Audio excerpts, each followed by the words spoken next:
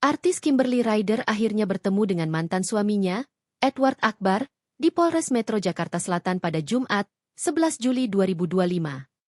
Pertemuan keduanya berlangsung dalam rangka mediasi terkait kasus dugaan penggelapan mobil yang dilaporkan Kimberly.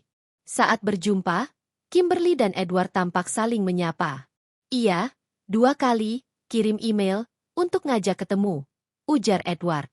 Edward mengaku sempat mengirimkan pesan kepada Kimberly untuk mengajaknya bertemu lebih dulu. Namun, Kimberly menyatakan tidak pernah menerima email tersebut. "Aneh banget, enggak nyampe," timpal Kimberly. Dalam kesempatan itu, Edward juga menanyakan kabar anak mereka dan berharap proses hukum ini bisa segera selesai dengan damai. "Semoga ini cepat beres, semua tenang dan damai," ucap Edward. Sebagai informasi, Kimberly Ryder melaporkan dugaan penggelapan mobil tersebut ke Polres Metro Jakarta Selatan pada 27 Juni 2024. Mobil yang dimaksud sebelumnya dititipkan Kimberly kepada Edward pada Mei 2023.